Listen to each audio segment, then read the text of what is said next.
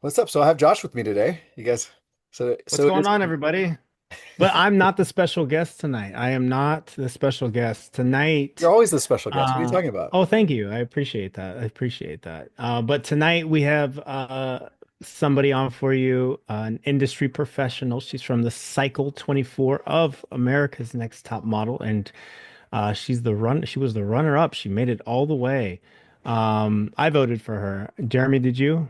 I did, of course. Yes, absolutely. Okay. On Okay. all my Just making devices. sure. Yeah. Just making sure. All right. But she's going to be talking to you guys about the entertainment business. So use this time, use this connection, get as much knowledge as you can, listen, take notes, and ask some good educated questions. But guys, let's have my good friend on with us, Miss Gina Turner, everybody. All right. Welcome. Yay. Everybody. Hello, hello. Welcome, welcome. Just as a quick thing too, guys, if you guys have questions as we're going through here, we're going to be chatting. Put it in the chat for us, and then we'll address those questions as many of them as we possibly can. So, as we're chatting, but first of all, let's start off. Where are you joining us from today? Me, I'm from Las Vegas. I'm in Las Vegas right now, and it's probably not the Vegas everyone thinks. It's freezing here right now. Yeah. It's really Vegas rainy. does get cold for a little bit every year. It does snow actually a little bit too, I think, occasionally. Now and then. Yeah, I think for like the last 2 years, it snowed specifically on New Year's night, Nice. and that's it. Always But it fun. like sticks to the ground for like 3 minutes and it's gone. Yeah, definitely a very light snow when it does snow, but it doesn't get cold. It's high desert, so at night in the winter it does cool off. But well, welcome. Thank you for joining us from Vegas tonight. Yes, I'm We super happy. appreciate you being here. We want to get to know you a little bit and maybe talk about the industry and give these guys some tips and insight into everything. But if you don't mind, obviously you were, on the show, right? But let's rewind. Do you mind talking about how that opportunity came about? How did you even get that chance to get on the show? To be honest, it's been so many years now that like everything's a bit of a blur. I feel like when you go through the reality TV world, all the like small details on how it became get lost and you start forgetting. Maybe it's a trauma response also. But initially, I had always wanted to be on the show when I was a kid. I'd watch it every Wednesday when it was like on the CW or UPN, maybe even like that far back. And like secret though. No one knew I wanted to be a model. I would just like watch the show in secret. I was super shy, actually, believe it or not. I had the hardest time my senior year in high school trying to find a baby picture for the yearbook because I hated cameras as a kid. Like as a kid, you would have never imagined that I would have at all been a model or anywhere in this industry in any way, shape, or form whatsoever. But I would just watch it in secret. And I was just like, I was learning things on my own and teaching myself things from what I was watching. And, eventually I got older and I was on a dance team and like naturally became a performer, but not in the world of modeling. And so I got comfortable with being on a stage and having people look at me. And that was kind of like the start of it was through dance. And then I was like, turned 18 and my mom tried her hardest to just keep me in dance forever. I didn't have like super duper like supportive family members when it came to modeling. I guess everyone in my family kind of looked at it as a dream. And I know we hear that a lot, when it comes to like Hollywood in general. So my family looked at it that way and they were like, no, like, I think you should go to school and keep dancing. And like modeling is not something that we're doing at all. Um, and so, can you guys still hear me? Yeah, we can hear you. Okay, perfect. My screen just kind of like went out for a second. There you go. Um, and so I was like, I turned 18 and I was like, I'm an adult. I'm gonna go audition for America's Next Top Model and do it on my own and not need, any type of like backing and support behind me. So I went and I didn't get it the first time, believe it or not. Same girl, same story, same everything. My very first try, I went to like one of those cattle calls where you have to go to a hotel downtown and all that stuff. And there was just no traction from it whatsoever. So I'm like, okay, maybe modeling isn't for me. And maybe I should just keep going to school and dancing like my family thought I should. And so I kind of gave up on the idea of being on a reality show.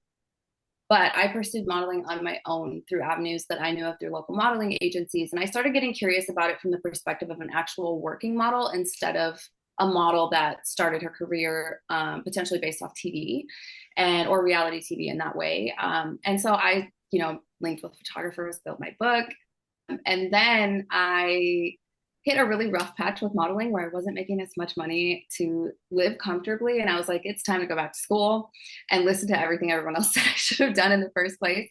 So I went to cosmetology school. And at the end of school, the last week of school lined up with that final cycle 24, 23 of America's Next Top Model. And then the very final episode, it was like, do you want to be on America's Next Top Model? And it had this like weird Gmail address. And I was like, that's really weird for VH1 to have a Gmail like email for submission. And like, but I'm going to just try it because why not?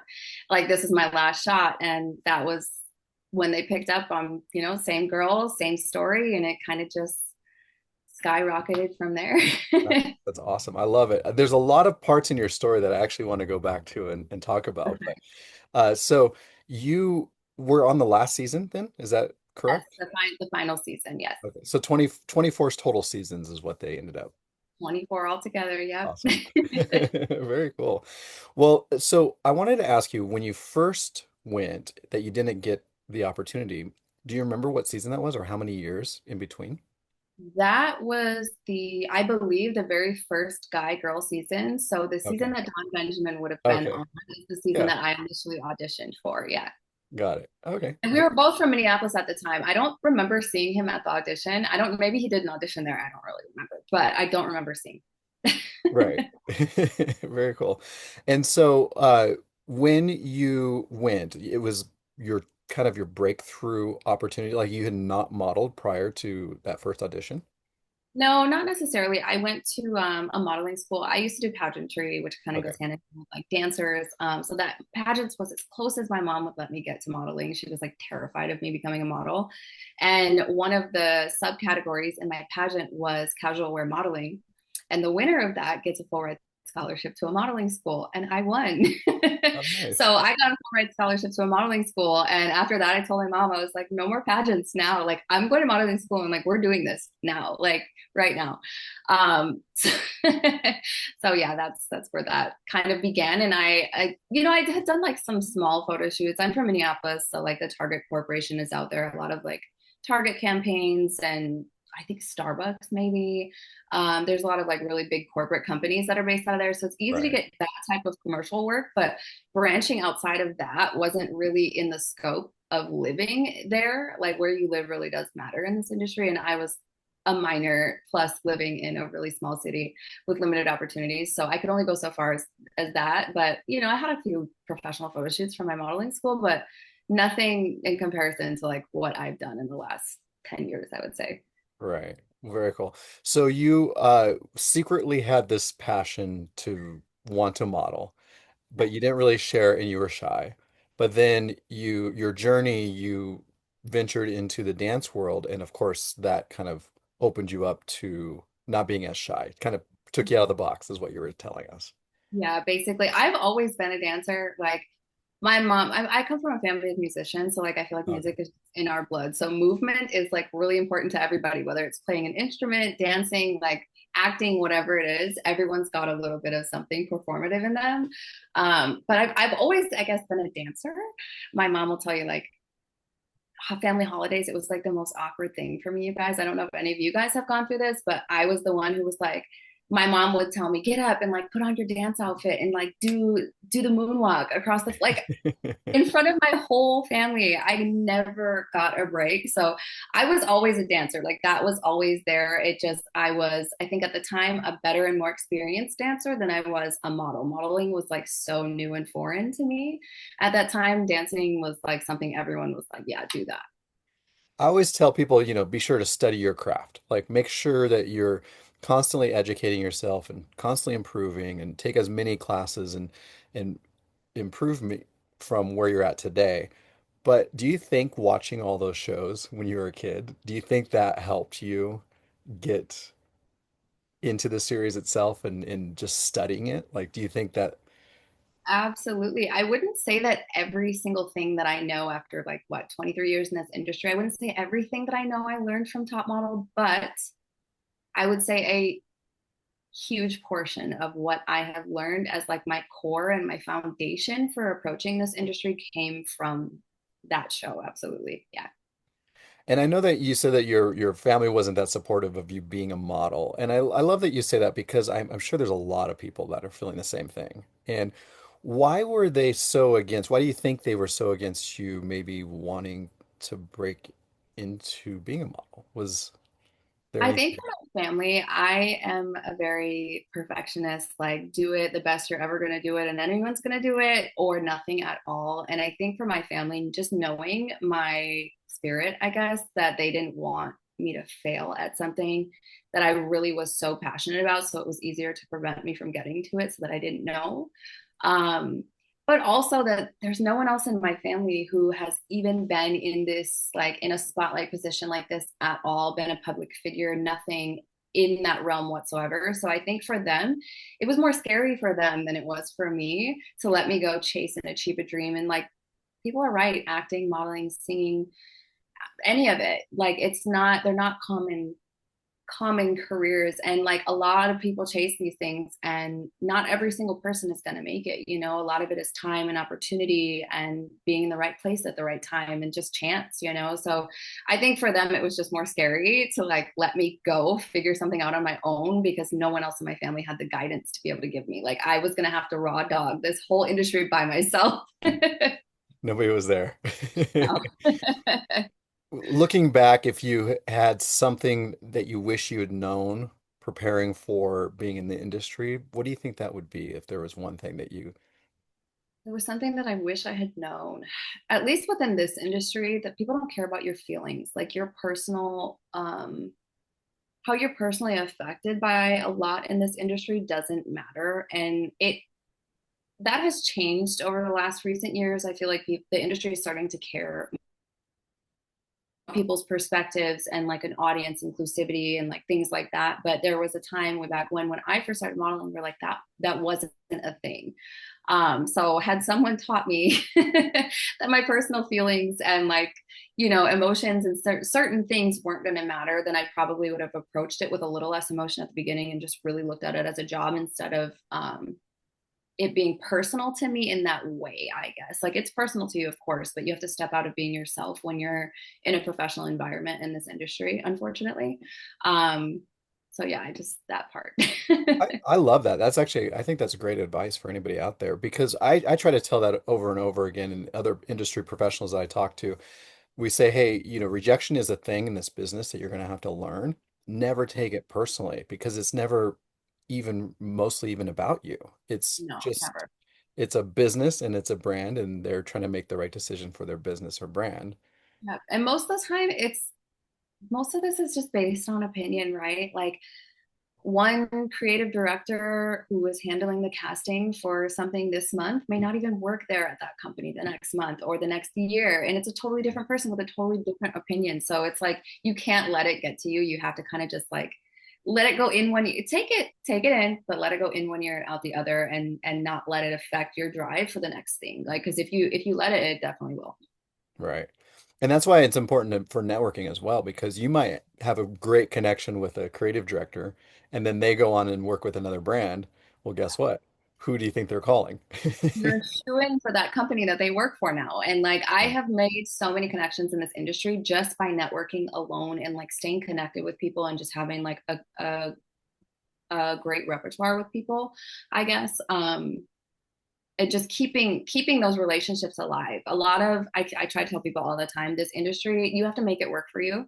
The second you go MIA and the second you go ghost on anything, you're not present on social media, you're just not there, the industry will easily forget about you. So like your work and the amount that you're working, a lot of that is based on you and your drive and your effort and your ability to pop up and say like, hey, hi, I'm still here, you know. Right. And then keeping all those good connections and working it. Have you gotten work just based on your connections? Just based on working one job and then Easy. I yeah. can say after establishing myself in this industry, so much of my residual work over and over comes from past connections that I've made from like different brands and different things. Yeah. What was your one like breakthrough moment where you thought, "Oh, I made it." Like for example, when Don was on here, he said that he wanted to work for Gap. jeans, Okay. right? And that was his big dream. And that was his aha moment once he got a campaign with them. So For me, I would say, I mean, this is a big deal. I worked for Victoria's Secret swimwear, and I never thought that being short and not being like I'm definitely on the shorter end of the spectrum. I'm not going to sit here and I think I shoot very tall, so people are like, "Oh, she's like 5'11." No, I'm like itty bitty, super itty bitty, and not at all the ideal like Victoria's Secret model. And then on top of it, I'm bald, so like the idea of swimwear. Most of those girls have hair, and like you know how that goes. So for me, I just never, I guess I never imagined like Victoria's Secret and for Victoria's Secret somewhere all together. And that was kind of my moment where I was like, okay, so like no one could ever convince me that any job isn't for me if I was able to do Victoria's Secret. right. That's amazing. How does your family feel about you modeling now? Everyone's really supportive. Not everyone. I would say that there's a few people that are still on the fence just because they're kind of like stuck in old traditional ways of like, that's not a job, it's more of a hobby. But for the most part, I would say everyone's kind of like fully on board. Now they realize that I wasn't crazy, I wasn't delusional, and that, I chased something and like made it work for me. Everyone's pretty supportive. I mean, everyone, if it helps, everyone tries to get like free PR and free tickets to events and things like that now. Or they'll like ask like, "Oh my God, your famous friend with the blue check mark." My mom says all the time. She's like, can you get them to follow me on Instagram?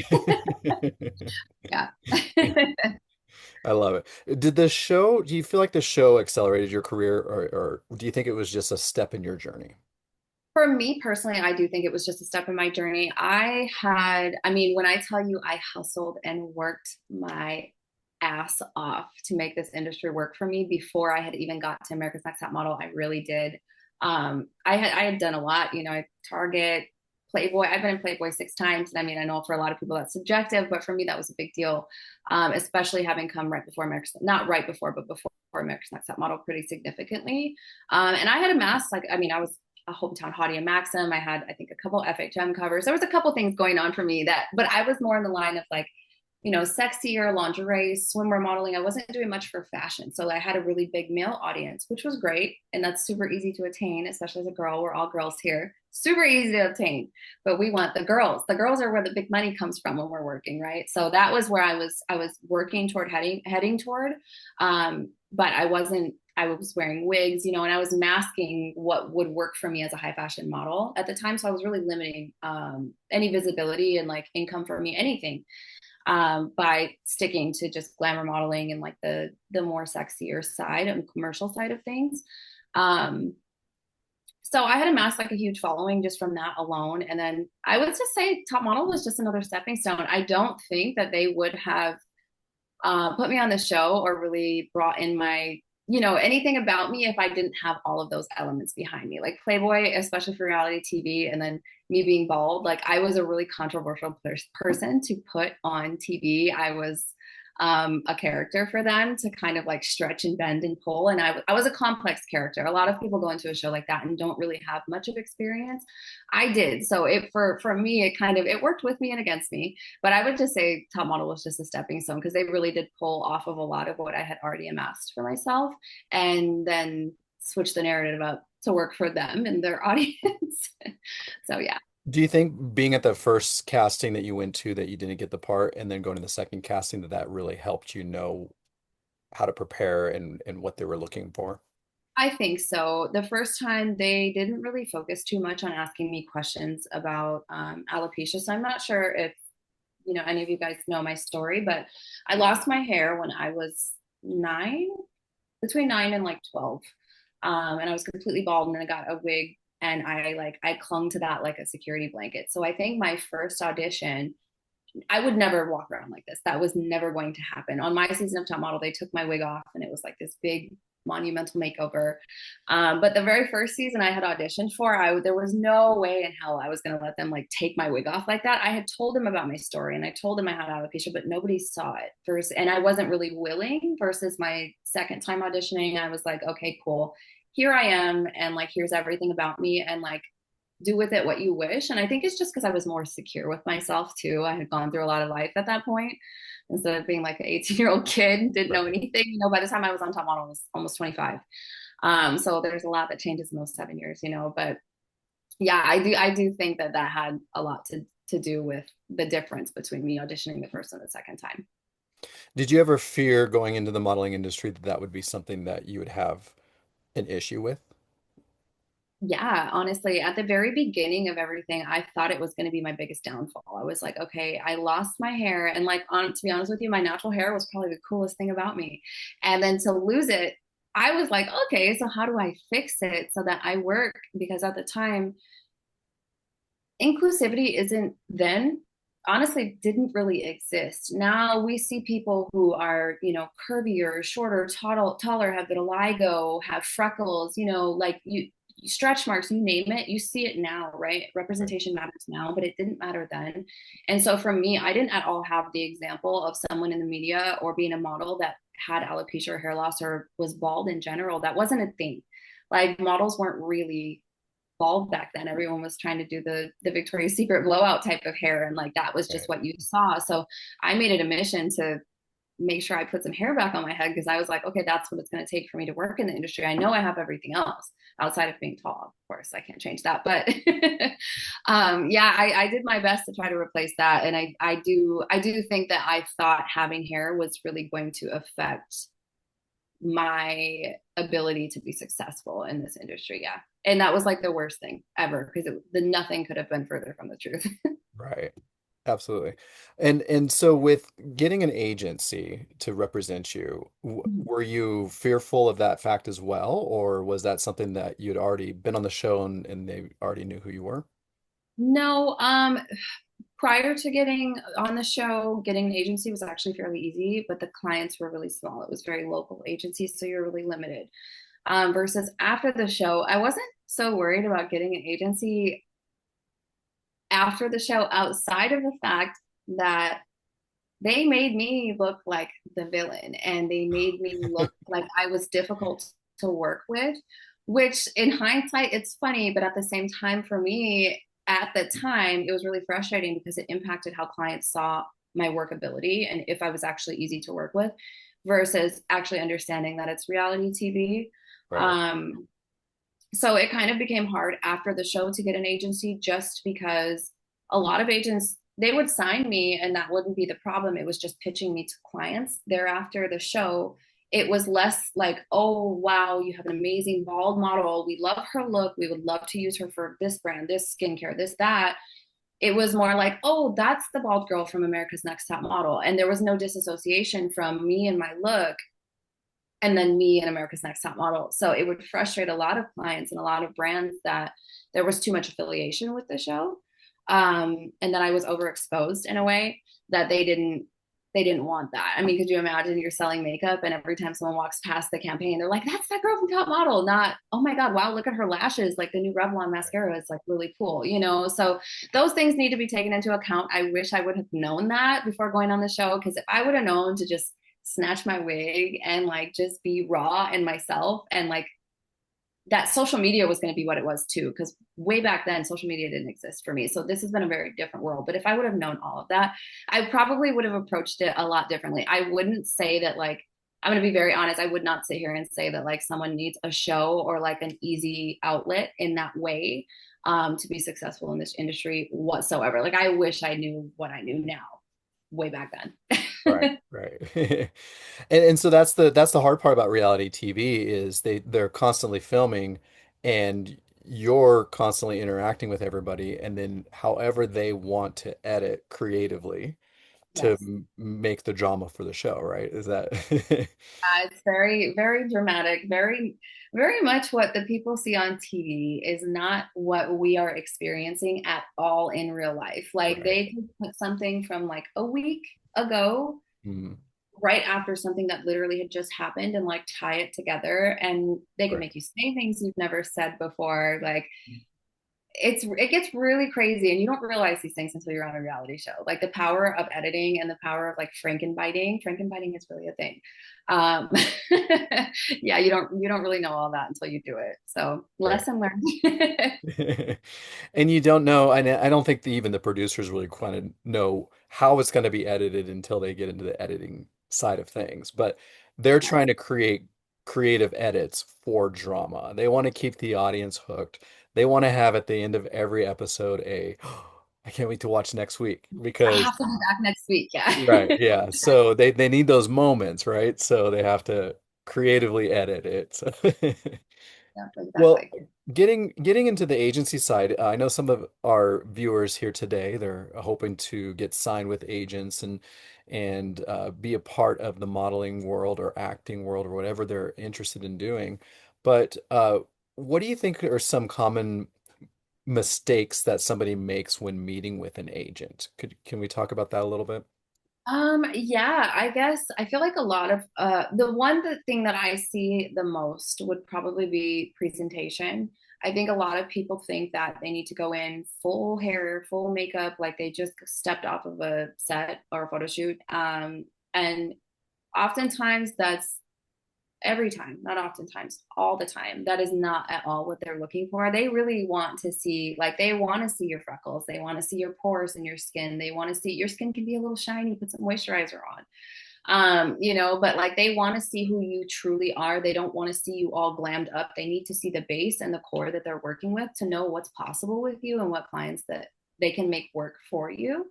Um, and then also on the flip side, your book. I think a lot of people walk in with a portfolio that doesn't properly represent them in any way, shape, or form. It's either photos that they've taken off their phone. Like one or two professional photos is like 8 million times better than like 10 portrait mode iPhone photos that don't look great. The lighting is like semi okay.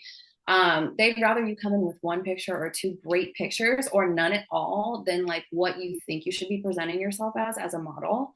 I think the book is probably over like the look that you walk in with, to be honest with you, because I see that mistake so often. And I think people just want to present themselves better and show that, like, hey, I have pictures. And it's like, yes, but if it's a bad picture of you, it doesn't you no justice. It makes you look Right. bad. So it's just that like the more simple you are about this, it's not you don't have to overthink it. Literally just like put some moisturizer on, brush your teeth, brush your hair and your eyebrows, and like be have some coffee and walk into a room and just be yourself. Don't feel like you have to impress anybody. Have a conversation just like this. Like I remember when I first started modeling, I'd walk in and like of course I come from the pageant world. So I was like, hi, I'm Gina, right away. And like, they don't want that. Just walking in and be like, hey girl, what's up? Sorry, the traffic was like really crazy outside. Couldn't park. Like they know that, like, and just genuinely just be yourself. They're not judging you. Nice. And then when you get into the actual booking, let's say you're working with a brand new client, what do you do to prepare for that? Do you do any homework and research the client or how? Yeah, oftentimes I'll do my homework before I like accept not accept a submission, but like typically your agent will give you a brief or a rundown about a brand or a client or a job that they submitted you for before you even get to that point.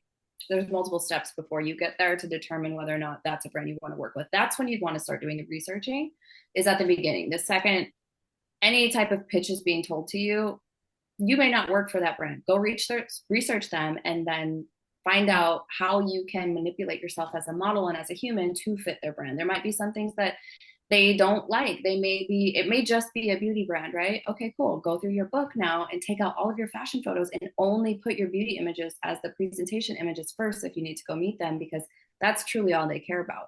But little things like that, and definitely researching helps. It also would help you to understand, like once you're on set, how to um, angle yourself and just like what their primary angle is. A lot of brands use the same type of imagery over and over and over. So if you go research that before you get there, you kind of have like a stronger footing, I feel like, and like your comfortability that day instead of guessing like, oh, do they want me here?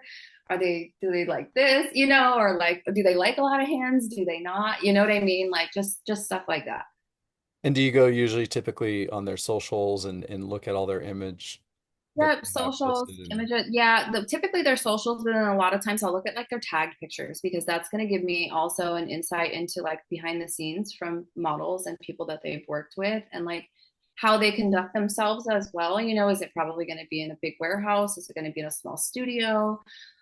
Just little things, but definitely Google. Their website's going to tell you a lot. The product pages on websites for whatever you're going to set, whatever you're going to be shooting is going to tell you more than anything. So that's typically where I start. And if I have any questions, I go to my agent right away and I'm like, can you find this out for me so that I know when I walk in there, like what I'm supposed to be doing? They will do the hard work for you. Your agent will always be the bad guy for you. They will always be the bad guy for you. right, absolutely. That's what they're there for, right? Exactly. They are the middleman for a reason. Right. Now, when you're going to an actual shoot for the first time working with a client, what's in your modeling bag? Like typically, what do you like to bring with you? Oh my gosh. Okay, so you're always going to want to keep your makeup. You need concealer, foundation, powder, mascara, lip gloss. That is it. Hairbrush, anything to take care of your hair. I don't know anything about that because I don't have that. And then, of course, you're going to want to, and as far as like clear gloss, always keep a red lipstick with you. You literally never know when you're going to need a red lipstick. I have been caught in a lot of situations where I've needed red lipstick and it wasn't provided on set, and I had to just magically pull it out of my bag because the other people around you who don't have red lipstick, you'll end up borrowing it. And I promise you, you'll be everyone's best friend. If you ever need anything all day, every other model's gonna be so nice to you because you got what they need. And then also always like a nude pair of heels, a black pair of heels, just in case. Like I've been in so many situations, especially being really petite. I have small feet and I have, you give your sizing to an agent and they send it over and you get on set and literally none of the small things fit you. The shoes that they pulled don't fit you. The undergarments that they pulled don't fit you. So always, nude bra, nude underwear. If you want black, great, but go with nude all the time. It's always going to work for you. And a snack and a phone charger. Like there's nothing worse than having your phone die on set. You're on like a break, and this industry loves to do what I call hurry up and wait. So like you're always in a rush to like get somewhere and be somewhere on time, but then by the time you get there, everyone's like, okay, but wait, for like an hour and a half, 2 hours. And you're like, okay, cool. So a lot of times you'll end up sitting there burning time on your phone, buying time. And then your phone will be dead by the end of the night. And you'll be mad because you won't get PTS. You won't get any of those things. And you'll be relying on everyone else to airdrop you and you'll forget and you'll be upset. But just minimal things. Your favorite snacks, you'll always go hungry. There's never enough of what you want on a set, even when food is provided. So always bring your favorite snack. Nice. Now, going to the social side of things on social media, I know that you mentioned it a couple times already, but how important is it in today's world for models or aspiring models to be posting on their socials? Okay, so this is an interesting question for me because I've had to reanalyze this recently. At the very beginning of at least my modeling career, social media wasn't a thing. It was more of just your resume and who you knew and connections and all that stuff. And then obviously social media was introduced and it became like you have to have a social presence and almost that you couldn't really work without one. Um, and now I feel like we're reversing. I'm noticing now that even though I have a social presence, that does not matter anymore. No one really cares about that. Not that they don't care. Does it help? Absolutely. Because how many of our followers you have, that's that many more eyes on a product or, something that you're advertising or modeling for. That's for that client. They know, like, I have 206,000 followers. So like, oh, if she posts it, that's 206,000 more people than we like paid to advertise to. And like, of course she's going to share it. Right. But not every brand cares about that. Some do, but I would say that like right now, that's not really, I wouldn't really say that that works in your favor or against you right now. It's kind of in a neutral position where like it could matter, I guess, but it doesn't. If that makes any sense. I've dealt with a lot of people like going for a lot of jobs and a lot of response of like, oh, you only got that job because you have, 200 something thousand followers. And I'm like, no, actually, I got that job because I worked my ass off and they probably aren't even aware of my social media. And it's easy for you to chop it down to the following versus me working really hard for what I have. So in some cases, yes, but I feel like for more people, like if you're going the traditional route of modeling as a model, I don't think your social media matters. I think if you're going at pitching to a brand or a campaign or whatever as an influencer, then I feel like the following matters a little bit more. Influencers are starting to get more jobs, but that's typically based off the following versus like if you look at that same campaign that influencers in, the models that are in the background or in the forefront of that campaign, they probably don't have a crazy social media. Right. So it matters, but it's helpful, but it doesn't Yes. matter.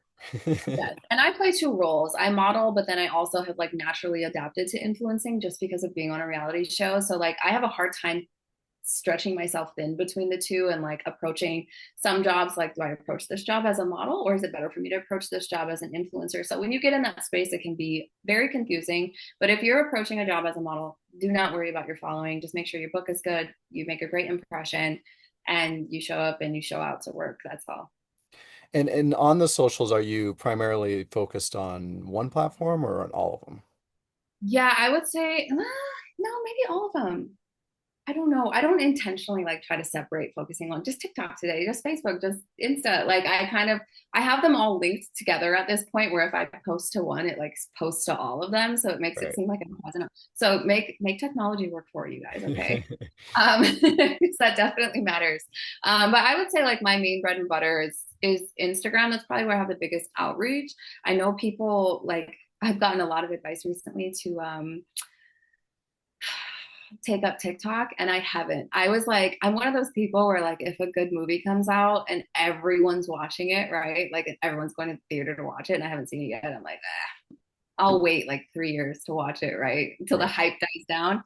And I was kind of like that with TikTok. When TikTok first came out, I was like, no, like especially it was right after I got off America's Next Top Model, and it was just I had so much going on. I was literally on a plane 98% of the time, so I was like trying to start a TikTok right now seems impossible, like absolutely impossible. But everyone else was on it, so I was like, no, I'm just gonna like I don't need it, I don't need it. And then someone took my TikTok name, Oh and as no. soon as I found out someone took my TikTok name, I got so defensive. I was like, now I need to start TikTok. So whenever a new platform comes out, you guys jump on it and snag your username immediately. I learned this lesson the hard way. I have not been able to secure my own TikTok for the last 7 years. I just got it this past spring. So Oh. so I'm trying to work on TikTok. I am. I know in hindsight, right? Like right when Instagram jumped out on the space, if we all jumped on that and just started Right. random posting every day, who would have thought? Yeah, How I much mean, wasn't politics? there like Periscope was like a huge thing for a while and then it Right. just disappeared. Like Periscope's not a thing anymore. So you never know what's really gonna like kick off and what's not. But Vine is coming back. So if you guys are smart, get on Vine right away. And then I know Snapchat actually got a like I think a $2 billion offer from Facebook back in the day, and they didn't Really? take it. And they could have been the next Instagram had they done Gosh, that. yeah, because I feel like Snap kind of died down too, right? I don't know. It's still out there. I know it is, but Yeah, it just to think of where it could be today. yeah, for sure. So if somebody's starting off on their career with what would be the one thing that they could focus on this week? Let's say we're all here, we get inspired by you, and we're like, yes, I can't wait to become a supermodel. And what would one thing that they can do today or this week that they can work on? I would say before you get into the logistics of actually working, do homework.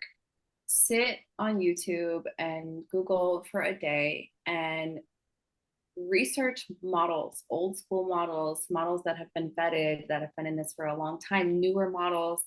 Just watch them, watch how they move, watch how they work, watch campaigns for the artistry and how the model's working, not as an H&M ad. Don't watch it as an ad. Watch what they're doing in the background and like just little things like that.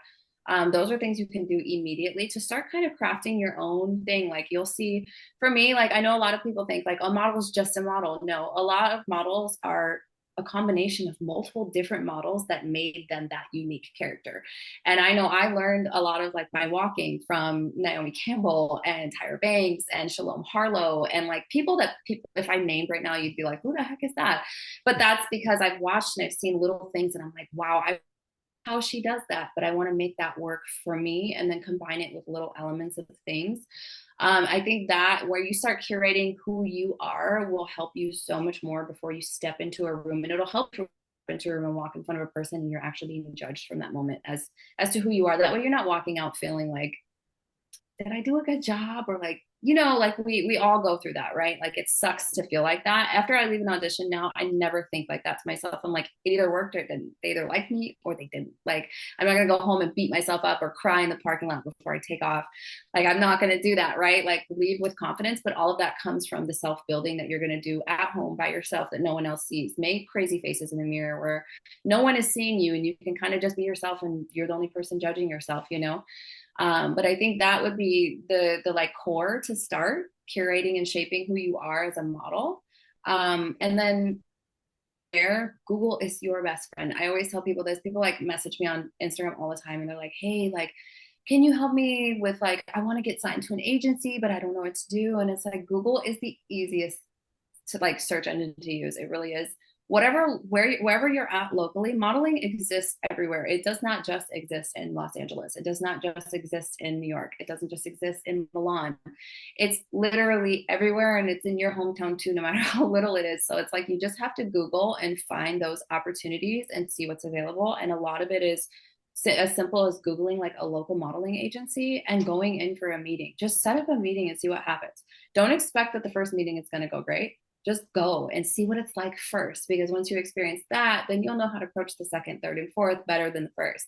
So I think that would be, the two things I would say is yourself and then researching local opportunities, because you can't branch out and get huge opportunities until you start small. Nothing big ever got big without starting small. It's just the truth. Right, absolutely. Now, so starting small just builds up that confidence, right? I mean, it just gives you that more confidence. Hey, I can do this. I am capable of doing this. I can reach my dreams, my goals. And it just gives you more for your portfolio as well. It gives you more to show. It gives you, not more confidence, more to show. It's just a great way to start. So study first, Yeah. learn, learn your craft or learn from other models, and then branch out locally to see what you can find.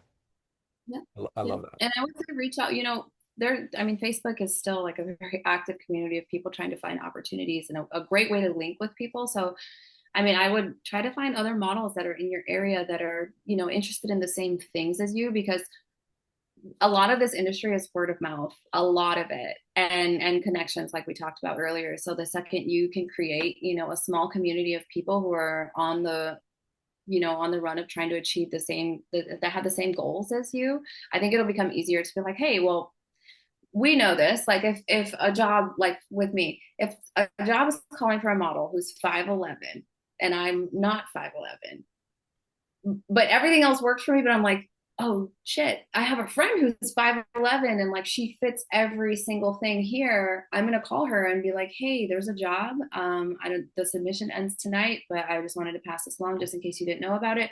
But once you create a community of people who are in that same realm of what you're doing, you will hear so many more opportunities than just trying to research it yourself. A lot of it is word of mouth. Right. Now, I noticed that we have the chat. I don't know if I have the chat open or not for you guys to submit questions here, but I think I just fixed it so that you guys can ask questions. So feel free to drop in any questions that you guys have here. We have a few more minutes remaining as well. Uh, are you guys able to chat with me? It says participants can chat with the meeting group. Yes? No? Oh, there we go. Okay, good. We got it. All right. Perfect. I love it. Excellent. Yes. So now, being you say you're on the smaller side, we do have some questions come in, and we'll get to those questions here. But real quickly, before we do that, I just want to ask you, on the fashion runway side of things, have you had a lot of opportunities on the fashion runway, or not as many because of your height? I have, believe it or not. I would say like the brunt of me really working and like grinding in this industry was a lot of beauty. I've probably worked for every makeup brand you could possibly think of. And that's kind of where that started. But as that trajectory happened, I started getting offers to be on the runway, and that kind of took over everything. So at this point in my career, the majority of what I do is runway, even though I am shorter. And it's not to say that you can't do runway short. I mean, Kate Moss. What's Steve Aoki's sister's name? Anyone know? Yeah, good question. Uh, I forget her name. But she's super short. Kate Moss's daughter is very short, and they do runway all the time, so like, and that's where the connections and who and the impressions you've made on people do kind of matter, because there's a lot of times that the average model may not get an opportunity over someone who's not the average model because they didn't have that connection. So that's why I say that kind of stuff really does matter. I have been on a runway more times than I've done a beauty ad at this point. Nice. I And love I love it. I think it's very fun. It's very freeing. I like the fact that you don't have to like sit and pose and be RBF the whole time, like it's a little more freedom, especially obviously, in the dance world. Like I like movement, so like on the runway is really fun, but no one could ever tell me that being short or being under, what's the runway standard, 5'9", 5'8", no one could ever tell me that that's a thing anymore. I don't even believe yeah, that. we're definitely seeing a lot of changes in the industry, that's for sure. All that energy from the DJ, from the lights, from the crowd, of course, runway's the best, right? It really is fun. It's a little nerve-wracking sometimes, but it is fun. I do have a question here from James. He says, what's the best way to have your portfolio? The best way to have your portfolio. Okay, so I just did portfolio reviews with the last group, so I'm like fresh on this. So I always say your best thing that you should do in general. Number one, have a comp card. Have something to leave them with after you are gone. It's beautiful to have a portfolio, but once you walk out of that room, they have nothing left but memory to remember you by, unless you leave them with a photo. So always come in with a comp card in addition to your portfolio. And then as far as your portfolio organization, like the order, I always say pitch with a really strong headshot first. Something that's clean, like a typical after headshot, but something that's very clean and shows your features, but bold enough to make them remember, because that's going to be the first thing that they saw. Um, and then next, something I always say, have some variety, show some swimwear, show some fashion, show some athleisure, like you want to have a variety and like a flow. So if you're going to have an open book and it's 2 pages, right? Because that first page is just your face. Second pages, you want the colors to at least kind of like have a flow where they're copacetic with each other. So don't have, I don't know, lime green with stripes and then like something really crazy on, or maybe have something super crazy on the other page. I guess that makes sense. But just have it be copacetic in a way and have a flow so that it doesn't seem so abrupt, and it's digestible. I love that. Digestible. Yeah. And don't have filler images. That's another thing. Like if you have, two great swimwear shots, I would, or let's say three. I would pick the best one. If you're going to fight with yourself over picking one, pick the very best one. And do not use your own opinion as what do I think is my best swimwear shot, because we're biased and we're probably wrong half the time. Ask someone else. Ask like 5 other people. Take a picture of all three and put it on your Instagram story and make people vote. And whatever the majority votes with, go with that, even if that's not what you would naturally pick for yourself, because there's a reason that it was like mass gravitated toward versus like what you think. And I know we want to walk in with a bunch of pictures, right? But if you have 3 swimwear pictures, it doesn't matter. Just pick the best one. Just pick the best one and the best beauty image and the best fashion image. There's no point in having a portfolio worth of like 30 photos, because an agent is quite literally, from my experience, they're only going to actually pay attention to the first like 3 to 5 images before they start flipping through pages while they're talking to you. And then you realize, like, you're not looking at my book, look at it. And they're like asking you questions about your day and like who you are. So I feel like I've noticed they start disassociating around like page 3 to 5. So just make sure those first 5 pages are going to be your like smack in the face, remember me pictures.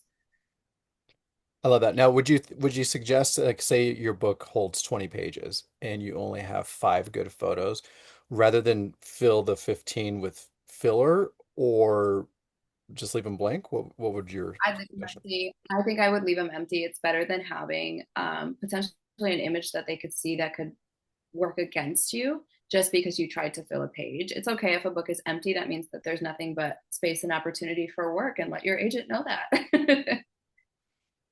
Nice. Now, Yellow Med says, how do you bounce back from hardships, especially within modeling? Like probably a time of discouragement, or maybe didn't book the job that you really wanted. What's a good way mentally for you to get through that?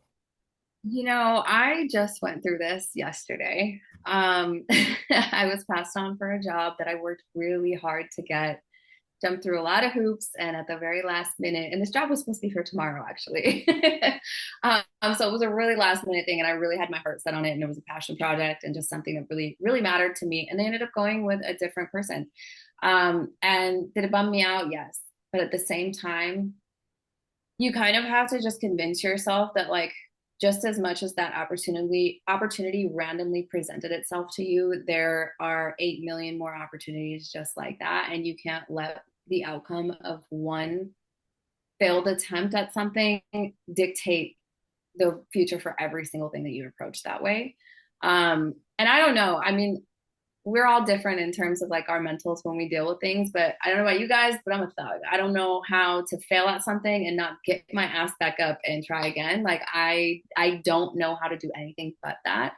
Um, so sometimes I would say if you're in a situation where you do miss out on opportunity and it really does affect you, feel that and let it bother you, but don't let it keep bothering you, because you're going to hear no left and right. And if you're hard on yourself every single time something doesn't work out in this industry,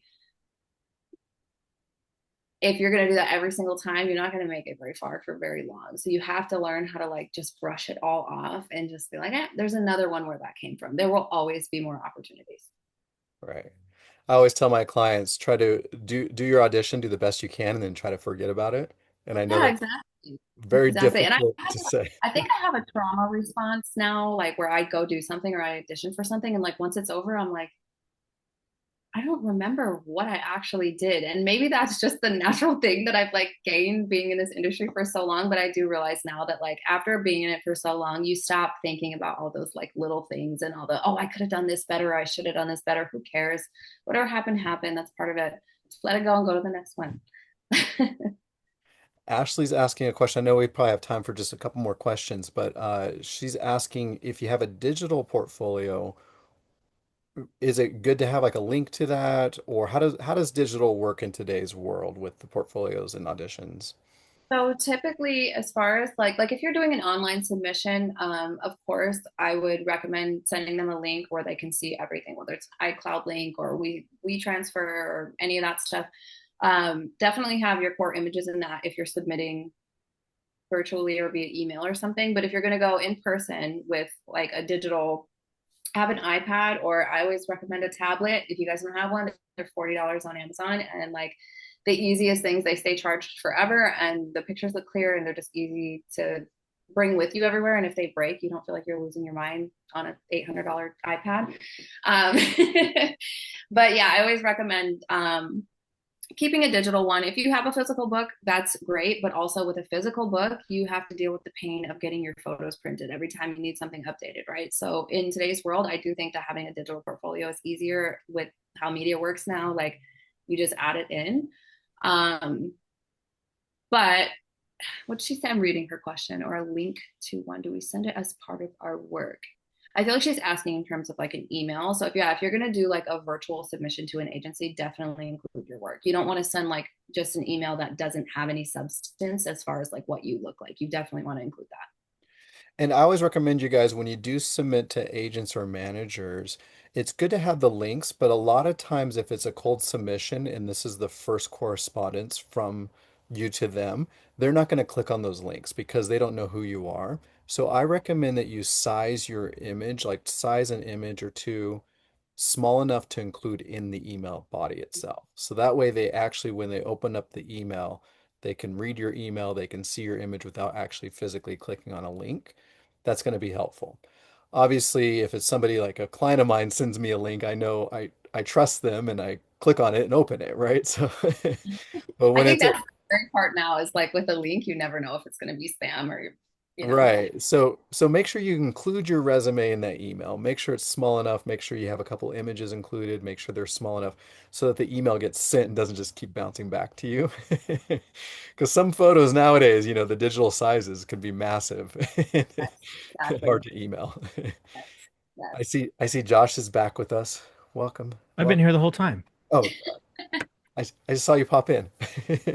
No, I've been here the whole time. What are you We talking are about? wrapping up. We are wrapping up now, but any big plans for Thanksgiving this week? Are you talking to me? Yes. Uh, yeah, man, I'm gonna be with family, take a couple days off and then back to work on Friday. We're gonna be shooting some content with the bad boys. So Yes. So all of you out there, make sure you follow them if you haven't done that yet. Gino, what do you think about those bad boys, those 90-day bad boys? Are hilarious to me. Whenever you guys need another girl, I can dance, so let me know. I'll Oh, there happily we go. be here. Got some dance background. Okay. And she isn't. Careful what you wish for. No, I'm down. You know, I'm down. But I do want to acknowledge someone's question in here that asked for advice for someone who's very uncomfortable or uneasy in a situation. Yeah, good question. And I do think that's important to answer. Um, Stand up for yourself. I have been in a lot of situations, a lot in this time, where sometimes I didn't stand up for myself, and I had to learn that the hard way. But you're never going to look like a bad person for standing up for yourself. So if you are uncomfortable, tell someone. I'm sure there's a point of contact or someone you've met on set that day that at least did make you feel a little bit of comfort. Otherwise, you wouldn't have been there. Go to that person. Let them know it is okay to call things out. And it is okay to call your agent. Like I was telling you guys earlier, your agent is supposed to be the bad guy. Call your agent in the middle of whatever you're dealing with and let them know what's going on, and they will contact whoever they need to, or they will advise you to just leave. Okay. Your agent's never going to tell you to do something that they don't, approve of, or that's going to make you look bad. They will take the blame for that, but don't ever tolerate something that's making you genuinely feel uncomfortable just for a paycheck. Like there's not all money is good money, and not all situations are great situations. So definitely stand up for yourself. And if you can't, call me. I got you. Oh, you're on mute, Josh. Josh, you're on mute. That was a funny joke and nobody got to hear it but me. I was laughing at it though.